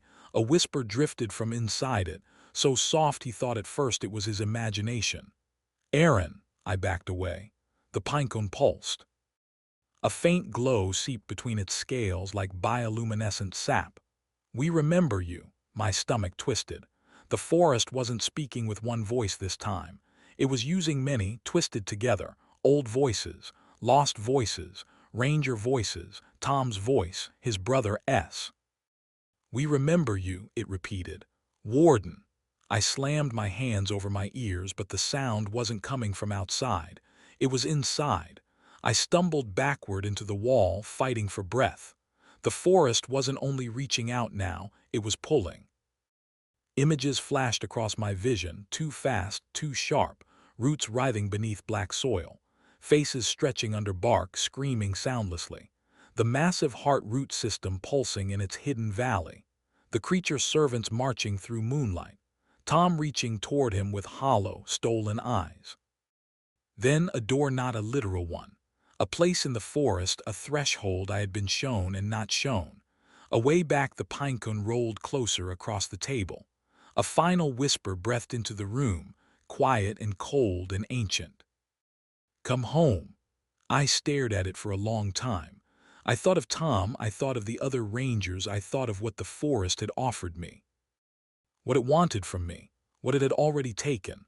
I knew one truth with perfect clarity: it wasn't finished. And it wouldn't stop. I slipped on my pack, light, bare essentials, and zipped my jacket to my throat. My hands were steady now. At the door, I hesitated only once. "I'm not coming alone this time," I whispered. Whether it was a promise or a threat, even I wasn't sure. I stepped into the cold, and the pines outside swayed gently in greeting. As Achai walked toward the tree line, the forest whispered with the voices of the lost, a chorus rising in the dark. Waiting, hungry, remembering. I disappeared into the woods, and the woods closed behind me. The forest that watches. You don't notice when a forest is watching you, not at first. You just feel off, observed, judged. Black Hollow didn't hide its hunger. The moment we crossed into its boundaries, the trees leaned toward us, their branches creaking like arthritic fingers trying to reach our throats. Moss dangled from the boughs like old, rotting flesh. The air pressed in tight as a fist around our chests. Ray walked ahead like he owned the place. He kept saying things like, "Feel that, nature's alive," but I don't think he understood that alive can mean aware. The deeper we went, the more the woods changed. The sunlight turned sour, dim, sickly green. The path began doubling back on itself even when we walked straight. Sometimes we passed trees marked with carved symbols, rough, uneven shapes like someone tried to claw warnings into the bark. Jordan touched one. His hand came back damp, the mark glistened. "Tree sap," he said, but it was warm, and it smelled like copper. Ray insisted we stay near the creek despite its unnatural flow. The water twisted around rocks without touching them, leaving a visible space between the liquid and the surface, like it recoiled from everything it touched. Still, Ray joked. Tyler laughed. Jordan pretended nothing felt wrong. Only Mia watched the tree line, her eyes wide, unblinking, terrified. Before the fire had burned halfway down, she whispered, "Do you hear that?" We strained our ears. Nothing. "Exactly," she said. "Forests don't go silent." Ray brushed her off. "It's fine, Mia, just nerves." But sometime after midnight, I woke up with a cold certainty pressing against my spine. Something was walking around our camp. Slowly, deliberately. Every footstep thudded like a dropped log. Ray unzipped his tent to look. That was the last time we ever heard him breathe. His scream was cut clean in half, like something gripped it and crushed it in its fist. When Ray disappeared, we panicked. Tyler shouted his name. Jordan swung his flashlight in frantic circles. I stared into the darkness, expecting glowing eyes or massive jaws. But I didn't expect what actually stepped out. It wasn't fast. It wasn't even trying to hide. It stood at the edge of the firelight, so tall the branches above bowed around it. Its fur hung in damp clumps. Its limbs were too long. Its stance too crooked, like its bones belonged to a different shape and it was struggling to wear them. Its chest expanded on each breath, but the sound didn't match the motion. Then it spoke, with Ray's voice. "Guys, I'm hurt." The tone was flat and empty, like a puppet mimicking language without understanding it. Mia collapsed to her knees, covering her ears. Tyler screamed. Jordan ran. The fire blew out a second later, smothered by icy wind, and the forest exploded with movement. Tyler didn't make it far. We heard him crashing through the brush, panting, begging, sobbing. Something massive tore after him, each stride shaking the forest floor. His scream rose, cracked, then stopped with a sudden silence so final it felt like the forest swallowed the sound whole. Jordan tried to double back, but something chased him in a wide arc, hurting him, until his voice dissolved into frantic babbling, begging the trees themselves to let him go. I never saw Jordan again. But I heard him, over and over. The forest kept replaying his voice for days. Mia clung to me as we hid inside the hollow stump. We held each other like drowning victims clinging to driftwood. Footsteps circled us, sniffed at us, tapped the wood like a curious child. Then came the voices. "Sam, help us. Come out," Ray's voice, Jordan's voice, Tyler's voice. All wrong, all layered with grinding, clicking undertones. Then Mia heard her own voice. "Please, I'm scared." She started shaking violently, whispering, "It learned me. Sam, it learned me."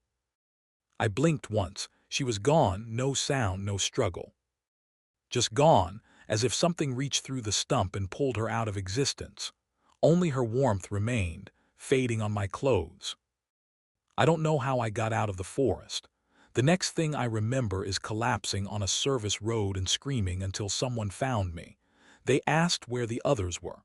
I told them the truth. They told me the human brain invents things under extreme stress.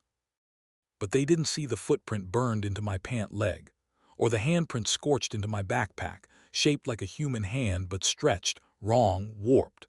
Every night since, I hear footsteps outside my house. Slow, patient, familiar. Sometimes I hear Ray's voice outside my window. Sometimes I hear Mia crying behind my bedroom door. Sometimes I hear myself answering. I thought distance would save me, 3 states away.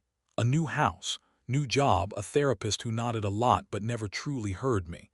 I tried to convince myself that what happened in Black Hollow ended at its borders, but the forest does not respect borders. It hunts memories, not geography. The first sign came one night at 3:17 a.m., that cursed minute when Ray screamed. A tap on my window, single, gentle, testing. I ignored it. The second night there were 2 taps. The third night 3. By the fourth night something breathed against the glass. Slow, heavy, too deep to be human. The pain vibrated each time it exhaled. I didn't look, but the next morning I found the prints. Not fingerprints, knuckle prints, 4 of them, large, pressed into the glass like it was soft clay. Something had leaned its enormous hand there. Watching, waiting, the police told me it was vandalism, kids messing around. Someone with a glove. No glove makes indentations like that. No kid leaves behind a smell, wet moss and rot, so thick it clings to your skin long after you shower. Every night since, I hear footsteps on the roof. Slow, deliberate, moving from corner to corner as if mapping the house. Not hunting, studying, learning. The creature from Black Hollow has followed me home, and it is not alone. The voices started the next week. At first it was simple knocking, then scratching, then whispering barely audible through the walls like wind dragging syllables.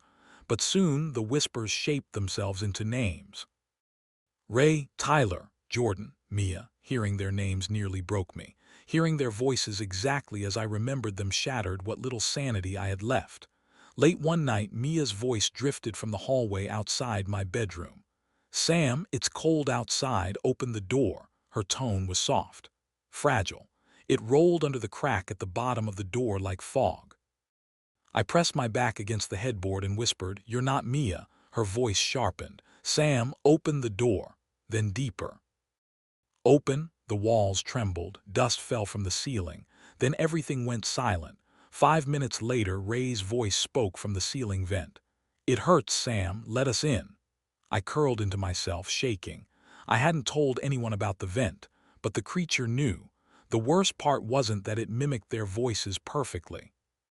The worst part was hearing something underneath their voices, something layered, ancient, grinding between the stolen words, something wearing them like masks. I blocked every vent, every window, every crack, but the voices still find a way inside.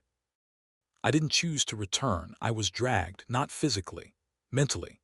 Every night the voices grew louder, stronger, closer, calling me not by my name but by a sound, a guttural echo that vibrated in my bones, like the forest had branded me. One night I woke standing in the middle of my living room, mud on my feet, pine needles in my hair. I didn't remember leaving bed.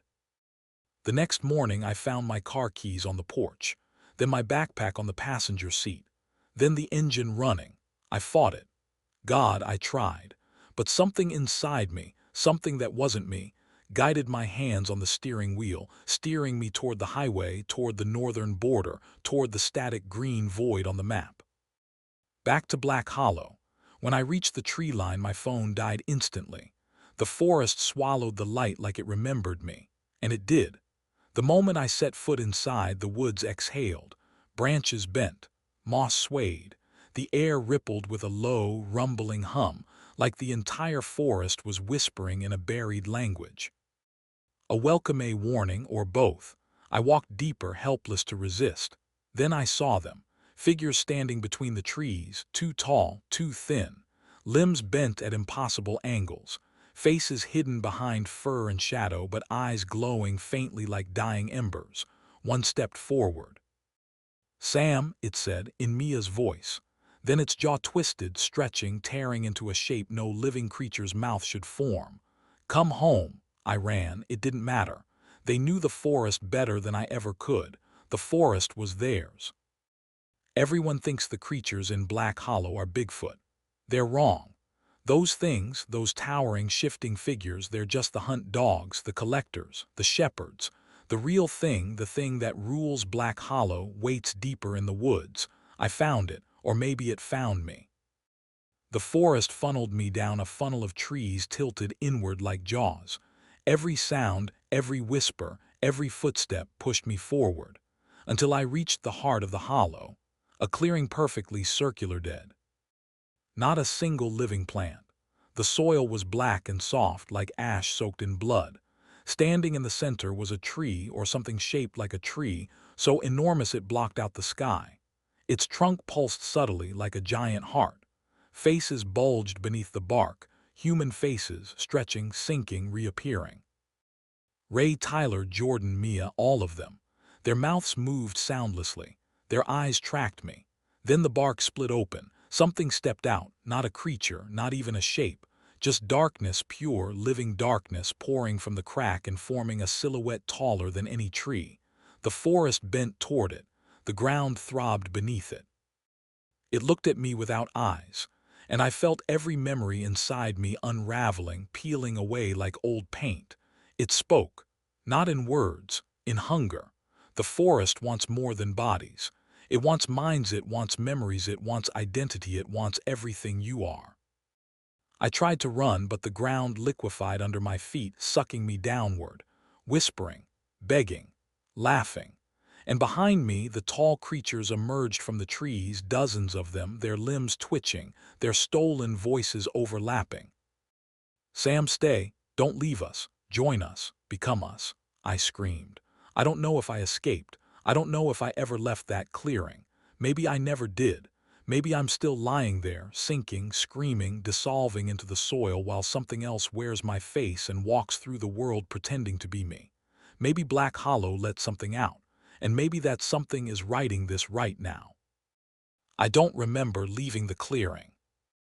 I only remember waking up in my house with soil under my fingernails and a low, constant hum vibrating in my skull. The walls leaned closer. The shadows pulsed. My reflection in the mirror lagged half a second behind my movements, as if something stood just behind the glass.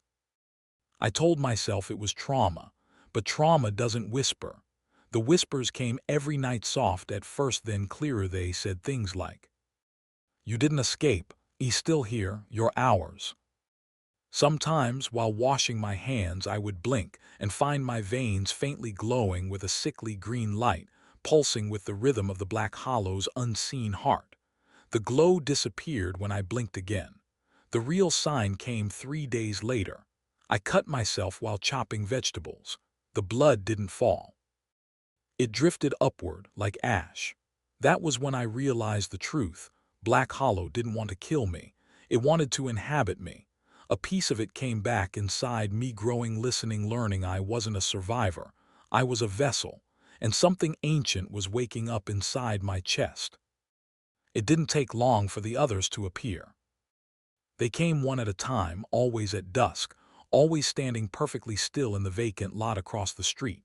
At first they looked human, silhouettes of people. But if I watched them too long, their proportions drifted, stretched, snapped back, as if their bodies were only approximations. And every night more of them arrived. By the end of the week, dozens stood there silently, facing my house in rows like an audience waiting for a play to begin. One of them stepped forward. It wore Mia's face, not just a copy, her actual face down to the faint scar on her left cheek, but the eyes weren't hers. They were too dark, too still, too heavy with hunger. "Sam," it said, "come home." Another stepped forward, Ray's face this time. Then Tyler's, then Jordan's, then mine, a perfect replica of me. It smiled too wide, too slowly, as if testing the limits of its borrowed mouth. "We are you," it said. My shadow on the pavement behind them quivered, then split into several new shadows, long, thin, each with drifting edges like smoke. I tried to shut the curtains, but my arms moved sluggishly, as if the forest inside me didn't want me to look away, didn't want me to run, didn't want me to refuse. By the time I tore the curtains closed, there were hundreds standing out there, watching, waiting, growing in number. Each night the forest wasn't confined to Black Hollow anymore. It had found a way to walk. The first reports on the news were laughable. Unusual fungal growth in multiple states, localized blackouts, mass hallucinations. But I knew better. Black Hollow wasn't sending creatures, it was sending roots. The forest inside me let me sense it, like pressure building behind my eyes, throbbing every time one of its roots reached a new town. Trees rotted overnight. Animals fled their habitats. People went missing without screams. The world thought they were disappearances. But I knew the truth. They were transformations. By the third week, roads cracked open and thick black vines pulsed beneath the asphalt. Buildings sagged as if their foundations were being dragged downward. Entire neighborhoods succumbed to nightmarish sleep, their windows glowing with faint green light.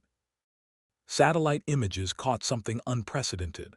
Large areas of forest shifting, rearranging themselves in fractal spirals. Like writing. The same symbols carved into the trees in Black Hollow, warnings. No one understood. Cities tried evacuating. Most never made it out. Those who did changed. Some froze mid-step as their bodies elongated, limbs bending like saplings caught in wind. Others simply stopped moving and rooted to the ground. Human shapes growing bark instead of skin. The government quarantined entire states. I felt the forest spread inside me with every expansion outside. Each new root made my chest throb, each new conversion made my shadow warp, each new death tasted sweet at the back of my throat. I was turning into something else. A conduit, a merging point, a doorway, and the real thing, the ancient intelligence inside Black Hollow, was preparing to step through. The sky changed first. Clouds twisted into spirals that matched the symbols in the forest. Light dimmed even at midday. Birds froze mid-flight and dropped like stones, silent, stiff, lifeless. The ground pulsed beneath my feet like a heartbeat. The world was becoming a living organism, a single, colossal entity, and I was its mouth. The forest inside me fully awakened. I felt it crawl through my veins, coil around my spine, blossom inside my skull like a parasitic crown. My vision split, one eye seeing the world, the other seeing through the forest's roots as they burrowed beneath cities and oceans alike. A voice rose inside me. Not human, not creature, not even words, just hunger given form. The sky cracked. Not thunder, an actual crack, like glass. Behind it swirled darkness with texture, shifting like colossal limbs, a silhouette the size of a planet pressed against the rift. The ruler of Black Hollow. The true origin. Not a god, not a demon, something older than both. Something that existed before the idea of shape. The creatures in the forest were merely its shadows. Its mouth stretched across the cracked sky as vines erupted from the rift, swallowing buildings, roads, continents. The horizon buckled as mountains folded inward like soft clay. Human voices screamed, creature voices laughed in under it all. The forest hummed, calling me home. My body dissolved not in pain. In purpose I felt myself unraveling, threads pulled upward into the sky, weaving into the colossal entity's form. I was no longer Sam. I was one voice in the endless chorus, one root in an infinite mind, one thought in a universe-sized hunger. Black Hollow wasn't a place anymore. It was everything, and nothing human survived long enough to understand what we had awakened. The world ended not with an explosion, nor with silence, but with a single whisper spoken simultaneously through 10 billion stolen mouths. Join us. After the sky cracked and the ancient thing stepped through, the world no longer resembled a planet. Cities had become bone-white husks wrapped in vines thicker than highways. Oceans glowed from within as enormous tendrils pulsed beneath the surface. The moon no longer orbited. It hung fixed in the sky, drained hollow, its surface carved with the same spiraling runes that once marked the trees in Black Hollow. Movement filled every horizon. Not animals, not humans' new growth. Structures that stretched upward like spines. Forests made of branching shadows instead of trees. Rivers of black liquid that murmured with the voices of absorbed minds. Most of the world had joined the hollow. The rest was being rewritten. Time bent. Daylight fractured into strange angles. Memories dissolved and reformed as part of the new collective. Those few who still clung to individuality hid in the ruins, whispering to themselves, trying not to attract the attention of the waking planet. They didn't realize it wasn't a planet anymore. It was a living organism, a singular intelligence, a consequence of a chain of events that started with 5 kids walking into a forest they never should have entered. The hollow had become the world and the world had become its instrument. Somewhere inside the ruins of what used to be Chicago, someone survived. A single mind, unaffected, unabsorbed, unclaimed. Her name was Leela Wren. No one knew why she was immune. Maybe something in her brain chemistry, maybe luck. Maybe the hollow saved her for last because it wanted to savor the moment. She wandered through the dead city alone, hiding from the towering shapes that patrolled the streets. They moved silently, scanning for movement. When they found someone, the world didn't hear screams, only a soft, choked gasp as the person dissolved into drifting particles and joined the floating haze that covered the sky. Leela spent her days searching empty apartments for food and her nights listening to the planet breathe. Sleep never came. Every time she closed her eyes, she felt something brushing against her thoughts, testing the edges, trying to find a way in. She kept walking, kept fighting, but the world was shrinking. Paths closed behind her, streets rearranged themselves, buildings twisted, like ribs closing around a heart. The hollow was hurting her. She reached the shore of Lake Michigan, now a black, glassy expanse, reflecting no light. In the center of the lake, a massive shape moved beneath the water, far too large to belong to any creature Earth had ever known. Leela looked up at the sky. The crack above the clouds widened again. Something enormous shifted behind it. And then she heard a voice, human at first, then layered with something impossibly deep. It said, "You are the last." She didn't answer. "You will join us," it continued, "or you will watch your memories rot while the universe remakes you." Leela clenched her fists. Her breath shook. She whispered, "No." The world around her froze. Nothing had ever said no to the hollow and remained itself. And the hollow was suddenly, genuinely curious. Curiosity turned into hunger. The last unclaimed mind fascinated the hollow in a way even it didn't fully comprehend. It paused its expansion, focusing entirely on Leela as she stood on the ruined shoreline. The sky darkened until only the crack remained, a luminous wound pulsing with shapes that defied geometry. A tendril of shadow lowered slowly, not attacking, inspecting.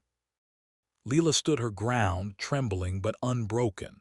The tendril brushed the air inches from her face. The hollow tasted her defiance.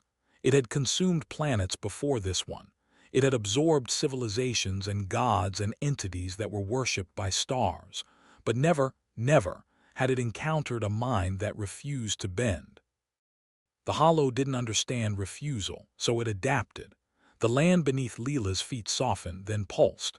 New growth spread outward, dark bark rising from cracked pavement, branches splitting into fractal patterns, roots writhing beneath the ruined city. A new forest grew, taller than skyscrapers, swallowing the skyline in minutes. This was not the Black Hollow. This was the New Hollow. Born from the world, itself born from the ancient hunger, born from the challenge of one stubborn human mind. The forest enclosed her. She ran. The trees moved with her, the shadows tracked her, the tendrils whispered her name in 1,000 stolen voices. The hollow didn't want to destroy her. It wanted to understand her, which meant it needed to keep her alive. For now. Leela lasted 6 days. 6 days of running through a forest that rearranged itself with every breath. 6 days without sleep. 6 days of resisting the pull of a cosmic mind trying to slip inside her thoughts like smoke.